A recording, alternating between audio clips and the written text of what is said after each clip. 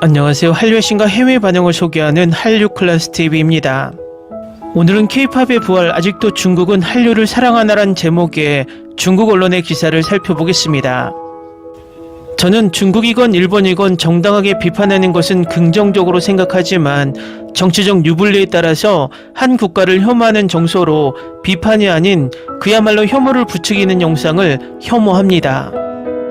그래서 요즘 중국의 플랫폼에 올라오는 영상들을 긁고 와서 중국은 이렇게 미개하고 중국은 이렇게 국민성이 떨어진다고 손가락질하며 우리가 더 우위에 있다라는 자위 영상을 보면 한심스럽습니다. 그것은 과거 일본의 내도익이란 구구들이 한국이 똑같이 혐한 정서를 만들어 한국이 일본을 따라오는 것을 질투하고 시기하는 마음을 혐오로 대리만족하는 것과 같은 것입니다. 결과를 보면 이렇게 일본 내도익들이 한국을 혐오하는 사이에 1인당 GDP가 한국에 역전되는 굴욕을 받습니다. 우리도 경계해야 할 것은 일본 내도익처럼 상대를 무시하고 폄하하고 혐오하다 한국의 뒤통수를 크게 맞았다는 것입니다. 우리나라 일부가 중국이 잘못한 점을 논리적으로 비판하는 것이 아니라 일본 내도익식으로 혐오를 하다가는 언젠가는 우리도 뒤통수를 크게 맞을 수 있다는 것입니다. 그래서 우리는 중국의 뒤통수를 맞지 않기 위해서는 팩트에 기반한 논리적인 비판을 해야 한다는 것입니다. 무지성으로 중국을 혐오만 하는 영상에 중독되지 않기를 바랍니다. 본론으로 들어가서 중국에서 흥미로운 한류 기사가 올라왔습니다. 이 기사를 보면 중국이 한류를 여전히 엄청나게 두려워하고 있다는 것을 스스로 자백하고 있습니다. 모든 중국 기사들이 그렇듯 진실 70%를 섞고 후반부의 정신승리 30%로 끝나는 특징을 그대로 보이고 있습니다. 일단 기사부터 살펴보겠습니다. 마카오에서 열리는 K-팝 스타들의 콘서트는 여전히 큰 인기를 누리고 있으며 온라인 음악 플랫폼들은 이해하기 힘든 한알령 규제의 효과를 시험하기 시작했습니다. 하지만 문제는 K-팝의 귀환이 과연 예전과 같은 영향력을 발휘할 수 있을까 하는 것입니다. 엄밀히 말하면 소위 한알령은 공식 문서에 등장한 적이 없습니다. 중국 정부는 공식적으로 금지령을 발표하거나 해제를 명시적으로 발표한 적이 없습니다. 그러나 지금 9년간 한국 드라마가 중국 방송에서 퇴출되고 한국 스타가 등장하는 장면이 편집되고 아이돌 투어가 중단되면서 중국 시장의 한류는 난류에서 한류로 급격히 냉각되었습니다. 그러나 2025년이 되자 업계는 이 보이지 않는 금지령이 완화되는 조짐을 예민하게 감지하고 있습니다. 한국 관세 통계에 따르면 2025년 1월에서 2월 한국의 대중국 시청각 제품 수출액은 925만 달러로 전년 동기 대비 3.5배 증가했습니다. 2월까지 6개월 누적 수출액은 3,152만 달러를 돌파하며 전년 동기 대비 3배 이상 증가했습니다. 이러한 수치는 중국 시장에서 K-팝 콘텐츠에 대한 수요가 지속되고 있음을 분명히 보여주며 정책 완화는 소비 지출을 촉진할 것입니다. 오프라인 행사의 부활 또한 주목할 만합니다. 최근 몇 년 동안 한국 스타들의 중국 팬미팅 개최 횟수가 크게 증가하면서 시니어 아이돌부터 베테랑 그룹 멤버까지 중국 팬들과 점차 가까이 소통하는 모습을 보이고 있습니다. 2010년대의 대규모 행사 규모에는 아직 미치지 못하지만 개최 빈도와 도시가 증가하는 것은 문화 교류가 다시 활성화되고 있음을 보여줍니다. 마카오에서는 더욱 상징적인 장면이 펼쳐졌습니다. 최근 K-팝 슈퍼스타들의 콘서트가 잇따라 개최되어 많은 관중을 동원했을 뿐만 아니라 중국 본토 관객들까지 대거 모았습니다. 이로 인해 마카오는 한알령이 풀리는 모습을 엿볼 수 있는 창구가 되었고 중국 본토의 K-팝에 대한 열정이 약해진 것이 아니라 단지 일시적으로 억눌렸을 뿐임을 보여주었습니다. 온라인 음악 플랫폼들은 이러한 부흥에 특히 민감하게 반응하고 있습니다. 텐센트 뮤직이 대표적인 사례입니다. 올해 5월 텐센트 뮤직은 한국의 SM 엔터테인먼트에 12억 9천만 위안을 투자하여 2대 주주가 되었습니다. 슈퍼주니어, 엑소, 에스파 등 여러 세대를 아우르는 아이돌을 배출한 SM은 중국 인터넷 대기업과 자본 제휴를 맺었으며 더 많은 K-팝 콘텐츠가 중국 시장에 체계적으로 유입될 것이라는 시장의 추측이 나오고 있습니다. 텐센트 뮤직은 이후 더 블랙 레이블, H뮤직 등 한국 기업들과 파트너십을 맺고 더 많은 K-팝 앨범, 뮤직비디오 그리고 독점 콘텐츠를 플랫폼에 선보일 것이라고 발표했습니다.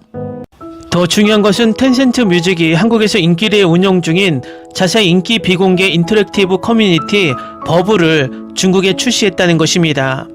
28위안만 내면 팬들은 자신이 좋아하는 아이돌의 인맥에 가입하고 독점 메시지를 받고 티켓 우선 구매 혜택까지 누릴 수 있습니다.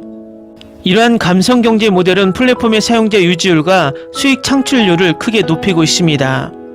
데이터는 이미 성공을 반영하고 있습니다. 2025년 2분기 텐센트 뮤직의 매출은 84억 4천만 위안으로 전년 대비 17.9% 증가했으며 순이익은 30% 이상 급증했습니다. 유료 구독자 수는 1억 2,400만 명을 돌파했으며 그중 슈퍼멤버는 1,500만 명입니다. 업계 관계자들은 일반적으로 K-팝 콘텐츠 확대와 콘서트 사업이 이러한 성공의 핵심이라고 보고 있습니다. 반면 인디 뮤지션과 커뮤니티 경제에 주로 의존하는 네지즈 클라우드 뮤직은 수익 증가에도 불구하고 매출이 감소했습니다. 이는 플랫폼 충성도 유지에 있어 K-팝의 고유한 가치를 강조합니다. 하지만 한류의 부활이 반드시 본격적인 부활을 의미하는 것은 아닙니다. 첫째, 중국 국내 엔터테인먼트 시장은 구조적인 변화를 겪고 있습니다. 최근 몇 년 동안 중국 영화 아이돌 문화의 매력도가 크게 높아졌습니다. 예를 들어 영화 너자투의 흥행 성공은 중국 문화가 대중에게 공감을 얻을 수 있음을 보여줍니다. 한류의 중국 시장 재진입은 독점적인 주류 문화보다는 순환 문화를 보완하는 역할을 할 가능성이 높습니다. 둘째, 9년간 지속된 한국 연예 규제는 젊은 세대 시청자들의 문화적 선호도를 변화시켰습니다. 정책이 점차 완화되고 있지만 일부 소비자들은 여전히 국내 아이돌과 문화상품을 지지하는 경향이 있습니다. 이러한 심리적 장벽은 한류의 본격적인 부활을 가로막는 보이지 않는 장애물이 될 수 있습니다. 외부 IP에 대한 과다한 의존 또한 위험을 수반합니다. 향후 정책이 다시 강화되거나 팬들의 열정이 약화될 경우 플랫폼은 컨텐츠 의존성에 대한 우려에 직면할 수 있습니다. 텐센트 뮤직에게 K-팝은 상업적 도박이자 감성경제의 실험으로 신중하게 관리되어야 합니다. 사업적 관점에서 K-팝을 활용하여 감성경제를 활용하는 것은 여전히 가치 있는 사업입니다. 그러나 중국 무대에서 K-팝의 열기가 다시 불붙었을 때 그 함성은 더욱 복잡한 감정과 뒤섞일 수 있습니다. 기사 잘 보셨나요? 위에서 이야기했지만 전반부와 중반부까지 구체적인 데이터를 가지고 팩트에 기반한 사실을 전하다가 후반 30%는 정신승리를 하고 있습니다. 이 기사는 정말 전후가 상충되는 모순된 결론을 내고 있습니다. 중국이 한류 시장을 조금 열자 한국의 한류가 엄청나게 뜨겁다는 것을 데이터로 증명을 하고 있는데 결론은 지금 중국 문화가 한류 문화가 들어오면 견딜 수 있을 만큼 단단해졌다라는 이상한 논리를 펼칩니다. 이 기사가 논리적으로 맞으려면 위에 언급했던 한류 시장을 조금 열었지만 수익은 전혀 없었다라는 결론이 나왔어야 맞습니다. 어쨌든 중국은 이미 선수를 놓쳤습니다. 한류 초기에 중국이나 일본을 중심으로 한류 수익이 의존되었다면 이제 한류는 중국을 제외시켜도 전 세계적으로 안정적인 수익 구조를 형성하고 있다는 것입니다. 결과적으로 한한령은 한류를 북미나 남미, 유럽으로 더 뻗어나가게 만드는 기폭제가 됐고 한류 초기처럼 중국이 한한령을 해제하거나 해제하지 않거나는 한국에서 큰 이슈가 되지 못한다는 것입니다. 결국 중국은 한류에 대한 시장 신뢰성을 스스로 떨어뜨려서 한국은 전세계 시장을 더욱 넓혔지만 중국 문화는 세계로부터 고립되는 역효과만 낳았다는 것입니다.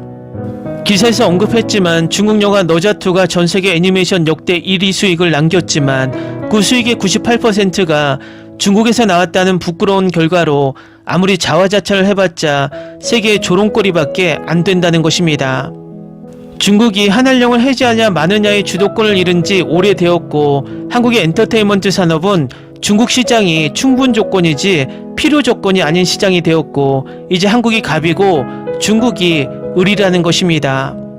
더 재밌는 것은 지금 배경화면에 흐르는 비리비리에 올라온 이 영상의 제목은 주걸륜이 온 힘을 다해도 막을 수 없을 만큼 한류가 얼마나 무서웠는지 아시나요? 라는 제목입니다. 스스로 을임을 인정하고 있습니다. 한류 클래스TV는 한류 외신과 해외 반응을 꾸준히 쫓아가 보겠습니다. 재밌게 잘 보셨나요? 여러분의 구독, 좋아요, 댓글, 알림 설정은 컨텐츠 제작에 큰 힘이 됩니다. 그리고 항상 하시는 일마다 대박 나시고 행복하시길 바랍니다.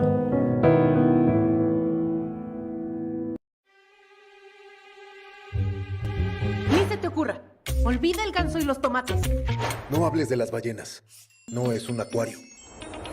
No actúes como tonta. Que eras una genio. ¿Sí? No vayas a presumir, a la gente no le gusta eso. Y no digas cosas sin sentido. Y bueno, ¿minamos? Hasta pronto.